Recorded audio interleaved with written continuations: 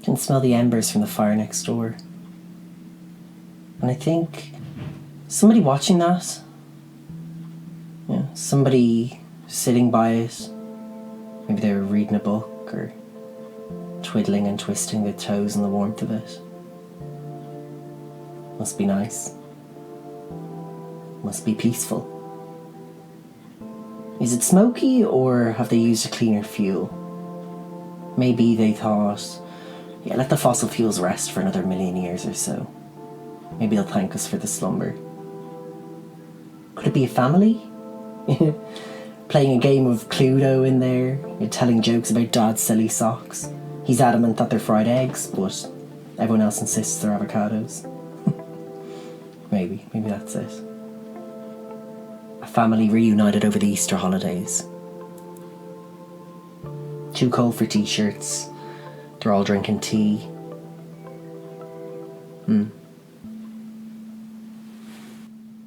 Saw a girl yesterday, about my age, looking purposeful. What's that about? Like, she's dressed in leggings and clutching an iPhone like a weapon. The reg on their Audi is Dublin. Big, white, garish yoke built for a German Autobahn. It's grazed by fuchsia and the windscreen is mucked by the shit of a blackbird. Serves him right. She was out walking with the arms going and a glare into some far-off distant spot. As if the mountains are going to part sideways when they see this one coming up the lane. I normally wave when I say hello to people who pass me by. It's a country thing. You smile and nod and acknowledge here, even if you've never seen them before in your life. It's a way of saying, I'm from here. A way of saying, I haven't forgotten about myself. We are a community. And we know this land. We know what it's like to live here. Time passes different here. We know that. We welcome that. Not like those gobshites from Dublin who build hedges to block out their neighbours. Not like them. They don't get it. They draw it like a picture from a magazine. How distant they feel, blow-ins perched on the crease of an inlet. They might move here in the hope of adapting a new, slower life. But the landscape here is ancient. It takes a generation to learn the language. Maybe more.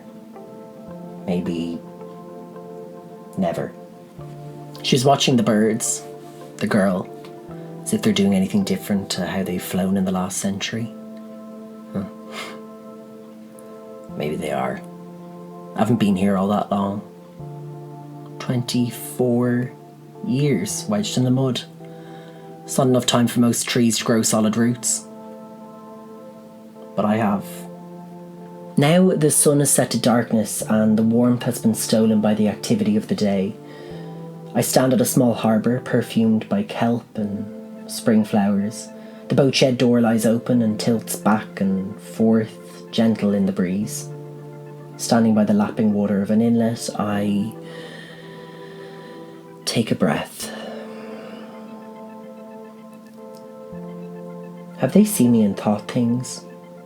Good things, maybe bad things. I don't look very tidy, dishevelled. Not that tidiness is the right thing to judge someone by, but it's something. Especially if you're used to neat lines. This is our rugged country, giants' country. The mountains remind us of that. Could I knock on the door and ask to come in? Would they think that's awfully strange?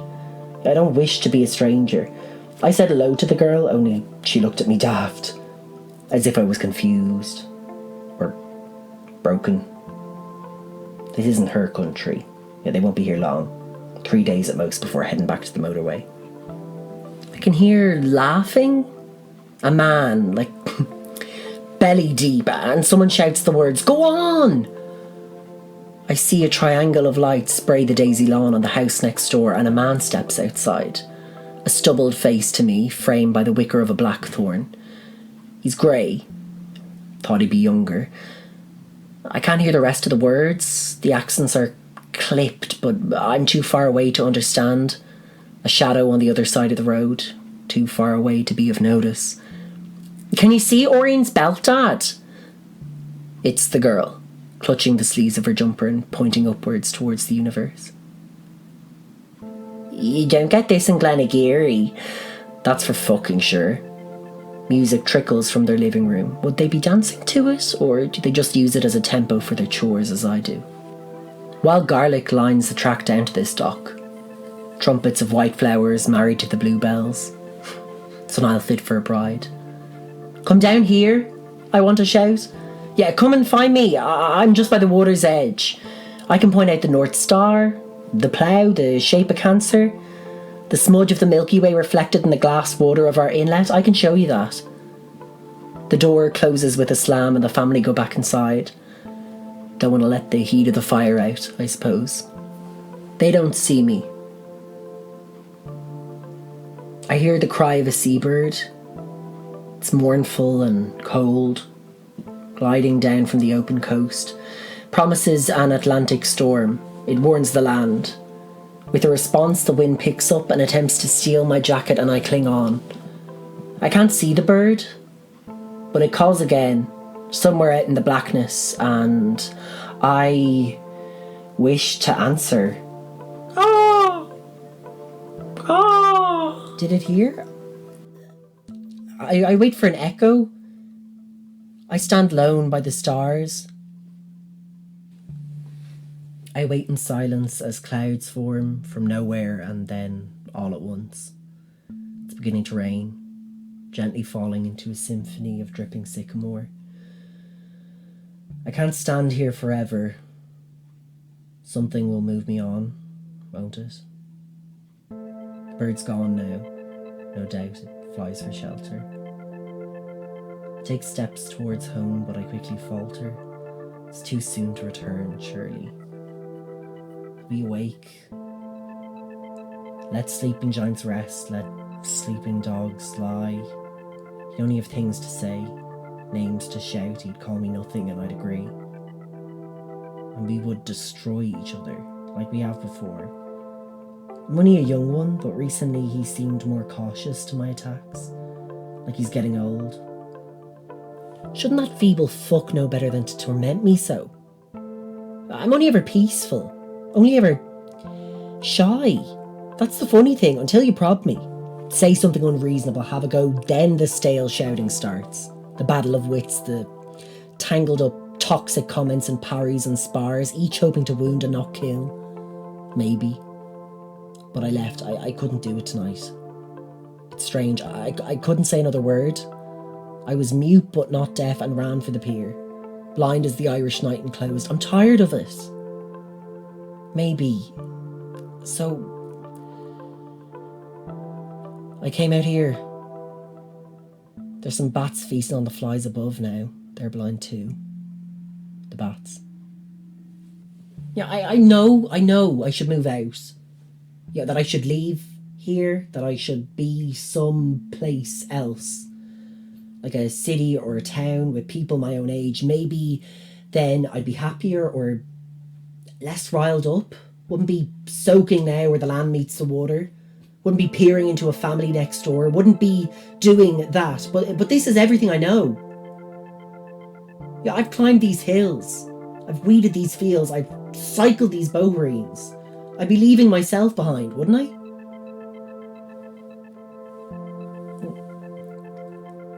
It's not like it gets far simpler when you move. Yeah, the land may be different, sure, but the roots are the same. Can't escape the truth. Sure, nobody would think anything but a pure freak of me in the town anyway. Why does he dress like that? Why does he pronounce things like that? Oh, it's just down from the mountains. And I'd always know that I'd left something behind. Just worry I wouldn't fall asleep for the land calling me home. Make me sick it would, just to leave because of him. It doesn't seem fair. I was born here. That means something. I walk up the lane with my back to the water, slowly approach my neighbour's drive. My torn runners crunch on the gravel and the light at the front of the door senses my movement and flashes in alert. I haven't really thought through what I'm going to do next. I can hear soft piano music now. It's tasteful. Will we have the porchetta tomorrow? It's a woman's voice. Maybe the ma'am? And I can see a body through a window. Tall, handsome boy. Again, not far from my own age, scrolling on an iPad and laughing at something he sees. He's stylish, with an earring and smart bootcut jeans. Haven't seen him before. And he turns, blue eyes right in my direction. Shit. I throw myself onto the ground and I cut my elbow on the side of a pot of petunias. Yeah, there's footsteps and somebody switches off the music inside. The rain's now pelting down, causing my blood to thin and stream. I bolt to the other side of the car, not thinking, just squeeze between the hedge and metal as I hear somebody open the front door. I swallow my breath and clench every muscle I have. Hello? Is anybody there? It's the boy. His accent is softer than the others. I think for a moment I should show myself. Tell him everything. Get to know him even. Yeah, maybe he'd like me. Maybe I'd like him. But I know that's not how it works here. Must be nothing, Mum. And he closes the door. I sit for a while and their music starts again. The light goes off. And I'm in darkness. And as I slowly crawl back onto the road, I only have the light of their living room to guide me home.